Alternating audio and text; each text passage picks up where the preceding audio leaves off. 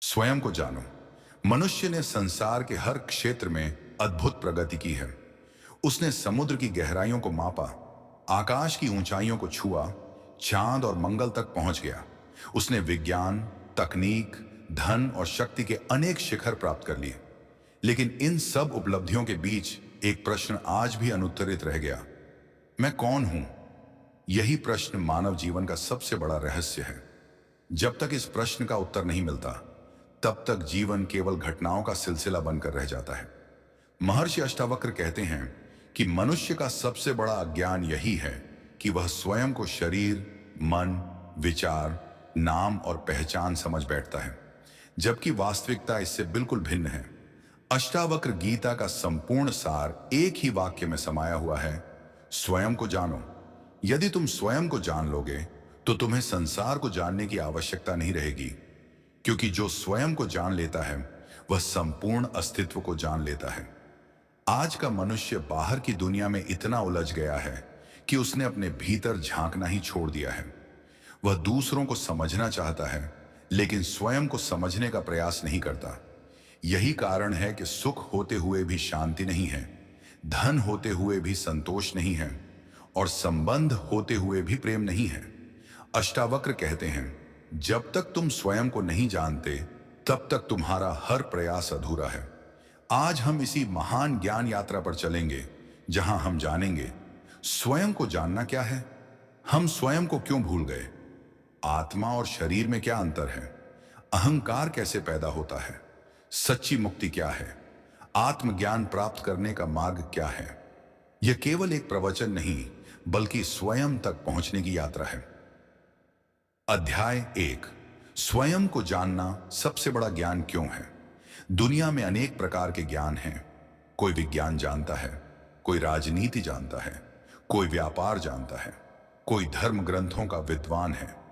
लेकिन अष्टावक्र कहते हैं, यदि तुमने स्वयं को नहीं जाना, तो तुम्हारा सारा ज्ञान केवल जानकारी है, ज्ञान नहीं। क्यों? क्योंकि सारी जानकारी बाहर की दुनिया से संबंधित है, लेकिन जो जानने योग्य सबसे महत्वपूर्ण सत्य है, वह तुम्हारे भीतर है। कल्पना करो, एक व्यक्ति पूरी दुनिया घूम आया। उसे हर देश का इतिहास पता है, हर भाषा आती है, हर विज्ञान में निपुण है। लेकिन यदि उससे पूछा जाए, तुम कौन हो, और वह केवल अपना नाम, पेशा, जाति या शरीर बताने लगे, तो क्या उसने वास्तव में स्वयं को जाना? नहीं। नाम तुम्हारा नहीं है, यह जन्म के बाद मिला। शरीर भी तुम्हारा नहीं है, यह प्रकृति का बना हुआ है। विचार भी तुम्हारे नहीं हैं, वे समाज, परिवार और अनुभवों से आए हैं। भावनाएं भी बदलती रहती हैं। तो फिर मैं कौन हूं? यही प्रश्न आत्मज्ञान की शुरुआत है।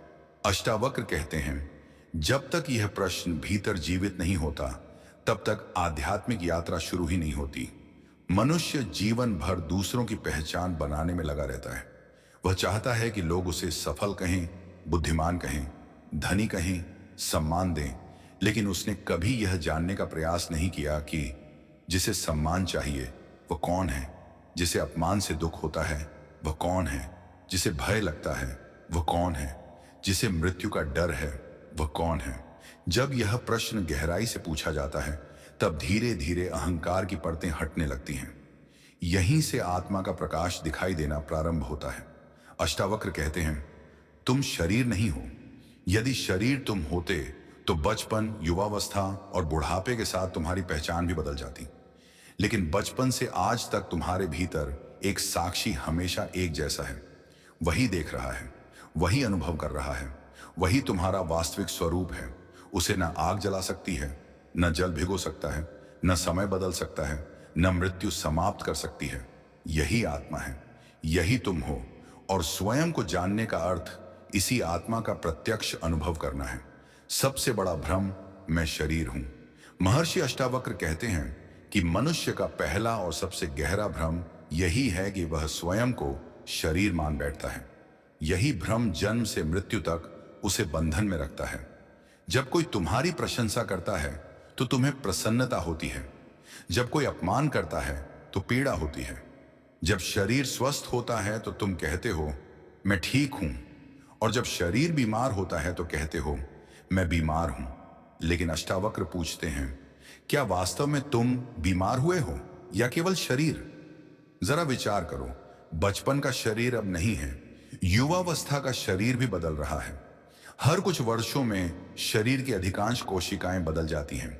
फिर भी तुम्हें भीतर से हमेशा यही अनुभव होता है कि मैं वही हूं। यदि शरीर पूरी तरह बदल गया तो वह मैं कौन है जो कभी नहीं बदला? यही आत्मा है, शुद्ध, शांत और साक्षी। अष्टावक्र कहते हैं कि शरीर एक वस्त्र की तरह है। जैसे मनुष्य पुराने कपड़े बदलकर नए पहन लेता है, वैसे ही शरीर भी प्रकृति का एक माध्यम है। आत्मा न जन्म लेती है न मरती है, वह केवल साक्षी है। शरीर की पहचान से पैदा होने वाले बंधन, जब मनुष्य स्वयं को शरीर मानता है, तब अनेक प्रकार के भय उत्पन्न होते हैं। मृत्यु का भय, बीमारी का भय, बुढ़ापे का भय, सुंदरता खोने का भय, सम्मान खोने का भय। इन सब का मूल कारण केवल एक है, शरीर से तादात्म्य। इसी कारण मनुष्य जीवन भर शरीर को सजाने, संवारने और सुरक्षित रखने में लगा रहता है, लेकिन आत्मा को जानने का समय नहीं निकालता। साक्षी भाव क्या है? अष्टावक्र कहते हैं, जो स्वयं को साक्षी रूप में देखता है वही मुक्त होता है। यदि मन में क्रोध उठे तो तुरंत मत कहो मैं क्रोधित हूं। रुक कर देखो, मेरे भीतर क्रोध उठ रहा है और मैं उसे देख रहा हूं। यदि दुख आए तो मत कहो मैं दुखी हूं। देखो, दुख का एक भाव आया है और मैं उसका साक्षी हूं। यही अभ्यास धीरे धीरे तुम्हें शरीर और मन से अलग होने का अनुभव कराएगा। एक राजा ने स्वप्न देखा कि उसका पूरा राज्य नष्ट हो गया है और वह भिखारी बन गया है। वह भूख से तड़प रहा था। तभी उसकी आंख खुल गई। उसने देखा कि वह अपने महल में सुरक्षित बैठा है। अब प्रश्न यह था, सत्य क्या था, स्वप्न वाला भिखारी या जागृत अवस्था का राजा? अष्टावक्र कहते हैं, जिस प्रकार स्वप्न समाप्त होने पर उसकी घटनाएं असत्य प्रतीत होती हैं, उसी प्रकार आत्मज्ञान होने पर शरीर और अहंकार की सीमाएं भी केवल एक अनुभव भर रह जाती हैं। साक्षी उनसे परे रहता है। आत्मचिंतन। आज स्वयं से केवल एक प्रश्न पूछिए, यदि मैं शरीर नहीं हूं तो मैं कौन हूं? इस प्रश्न का उत्तर शब्दों में नहीं मिलेगा, यह उत्तर मौन में प्रकट होगा। जितना गहरा यह प्रश्न भीतर उतरेगा, उतना ही आत्मज्ञान का द्वार खुलने लगेगा। महर्षि अष्टावक्र कहते हैं, जिस दिन तुमने स्वयं को शरीर से अलग अनुभव कर लिया, उसी दिन मुक्ति की यात्रा आरंभ हो गई। मन भी तुम नहीं हो। यदि तुम शरीर नहीं हो तो क्या तुम मन हो? महर्षि अष्टावक्र कहते हैं, नहीं, मन भी तुम्हारा वास्तविक स्वरूप नहीं है। मन एक प्रवाह है, विचारों की एक निरंतर धारा है। कभी इसमें खुशी आती है, कभी दुख, कभी आशा, कभी निराशा, कभी प्रेम, कभी घृणा।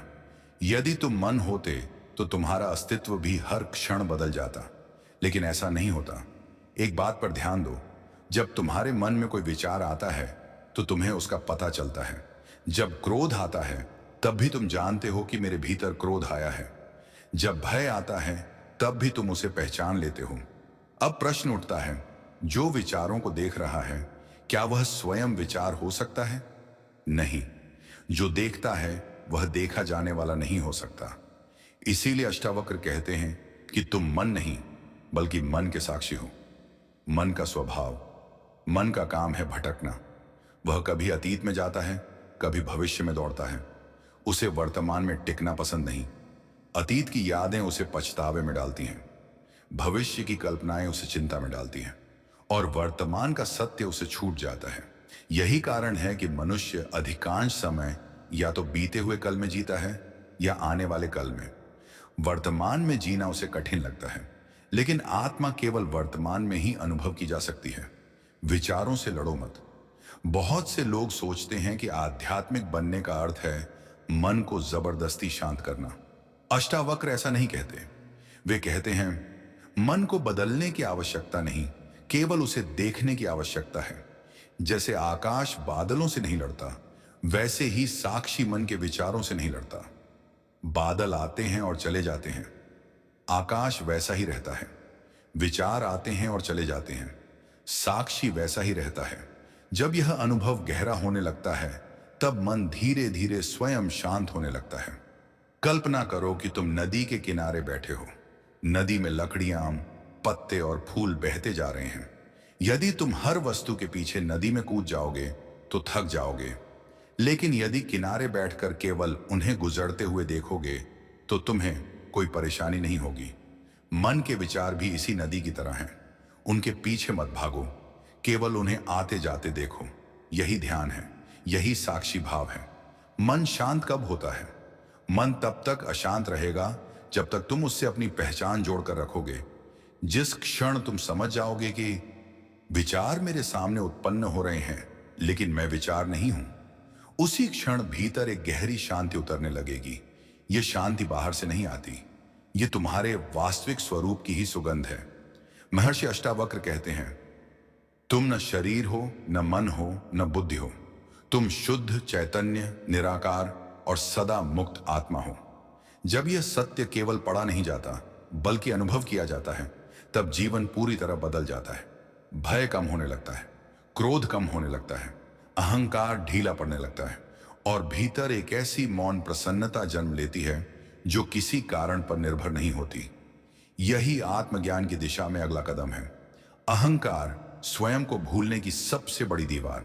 महर्षि अष्टावक्र कहते हैं कि आत्मा और आत्मज्ञान के बीच यदि कोई सबसे बड़ी बाधा है तो वह है अहंकार। अहंकार का अर्थ केवल घमंड नहीं है। लोग अक्सर समझते हैं कि जो व्यक्ति स्वयं को बड़ा समझता है वही अहंकारी है, लेकिन अष्टावक्र कहते हैं कि अहंकार उससे कहीं अधिक सूक्ष्म है। जब तुम कहते हो मैं अमीर हूं, मैं गरीब हूं, मैं सुंदर हूं, मैं असफल हूं, मैं ज्ञानी हूं, मैं दुखी हूं, इन सभी वाक्यों में जो मैं शरीर, मन, पद, धन, संबंध या विचारों से जुड़ा हुआ है वही अहंकार है। अहंकार एक झूठी पहचान है जिसे हम बार बार दोहराते दोहराते सत्य मान बैठते हैं। अहंकार कैसे जन्म लेता है?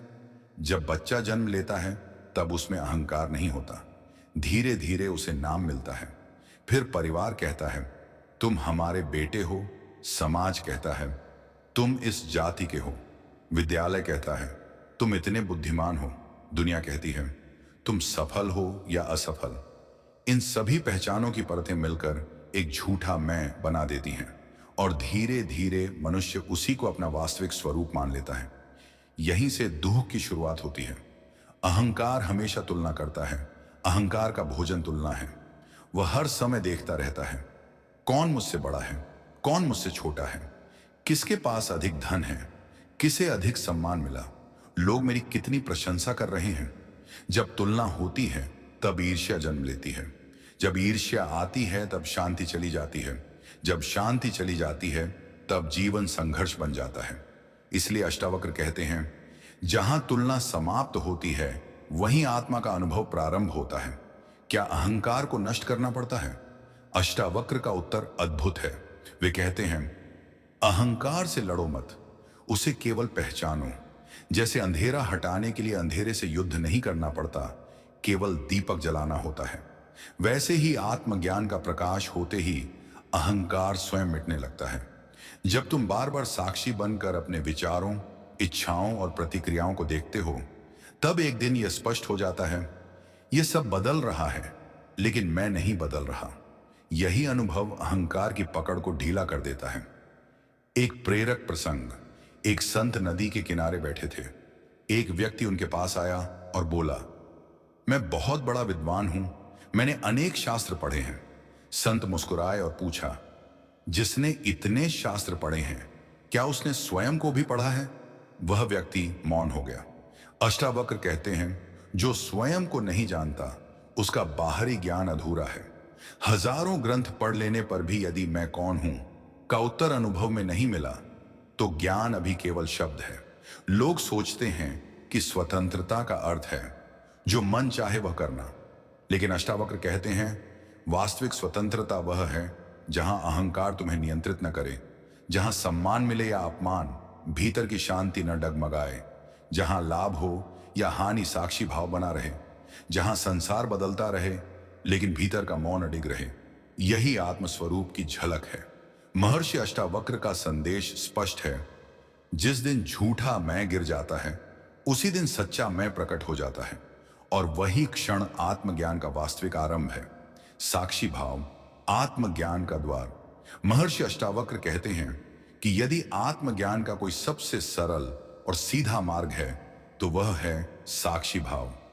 साक्षी भाव का अर्थ है हर अनुभव को देखना, लेकिन उसे चिपकना नहीं।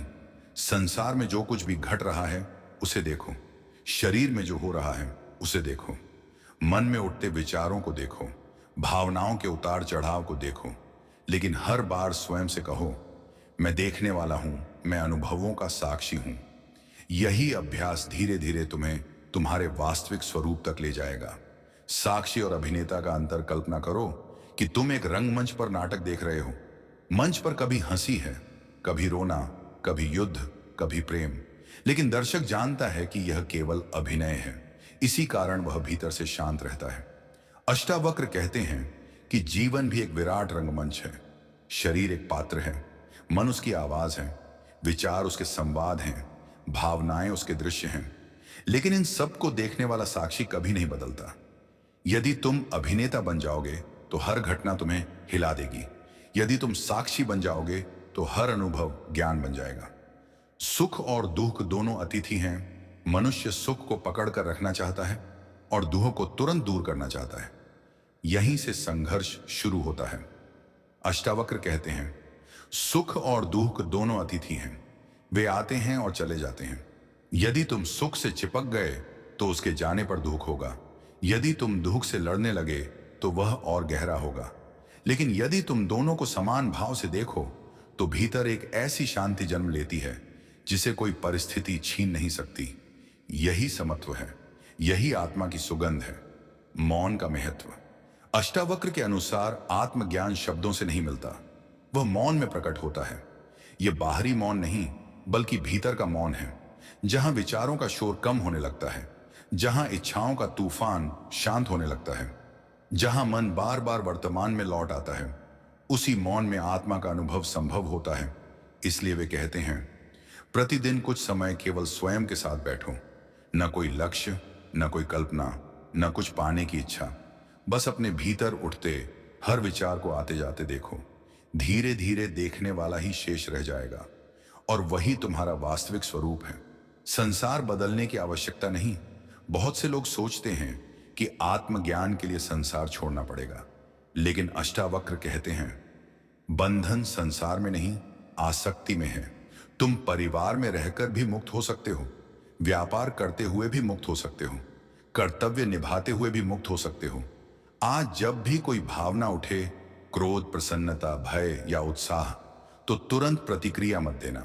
कुछ क्षण रुकना, अपने भीतर देखना और स्वयं से कहना, यह भावना आई है, लेकिन मैं यह भावना नहीं हूं, मैं इसका साक्षी हूं। यही छोटा सा अभ्यास धीरे धीरे तुम्हें उस सत्य के निकट ले जाएगा जिसे महर्षि अष्टावक्र ने जीवन का परम ज्ञान कहा है। जो स्वयं का साक्षी बन जाता है उसे संसार को जीतने की आवश्यकता नहीं रहती, क्योंकि वह स्वयं पर विजय प्राप्त कर चुका होता है। यदि आपने इस पूरे चिंतन को मन लगाकर सुना है तो अब आप समझ चुके होंगे कि महर्षि अष्टावक्र का संदेश केवल दर्शन नहीं बल्कि जीवन को भीतर से बदल देने वाला सत्य है। उन्होंने हमें कोई नया धर्म नहीं दिया, कोई नया कर्म कांड नहीं सिखाया और न ही किसी विशेष पूजा पद्धति पर जोर दिया। उन्होंने केवल एक बात कही, स्वयं को जानो। यही समस्त वेदों का सार है। मनुष्य जीवन भर संसार को बदलने का प्रयास करता है, लेकिन स्वयं को देखने का साहस नहीं करता। वह धन कमाता है, प्रतिष्ठा अर्जित करता है, संबंध बनाता है, इच्छाओं के पीछे भागता है, फिर भी भीतर का खालीपन बना रहता है। क्यों? क्योंकि उसने उस व्यक्ति को ही नहीं जाना जो यह सब अनुभव कर रहा है। महर्षि अष्टावक्र कहते हैं, जिस दिन तुम स्वयं को शरीर से अलग, मन से अलग, विचारों से अलग और अहंकार से अलग पहचान लोगे, उसी दिन तुम्हारे भीतर एक ऐसी शांति जन्म लेगी जिसे कोई भी परिस्थिति छीन नहीं सकती। तुम कभी बंधे नहीं थे, तुम सदा से मुक्त हो। केवल अपने वास्तविक स्वरूप को पहचानो। इसी आत्मबोध में जीवन की पूर्णता है, इसी आत्मबोध में शांति है, इसी आत्मबोध में आनंद है और इसी आत्मबोध में परम मुक्ति है। यदि आपको यह अष्टावक्र ज्ञान पर आधारित चिंतन प्रेरणादायक लगा हो तो वीडियो को लाइक करें, अपने विचार कमेंट में साझा करें और ऐसे ही गहन आध्यात्मिक एवं जीवन परिवर्तनकारी ज्ञान के लिए हमारे चैनल को सब्सक्राइब करना न भूलें। धन्यवाद।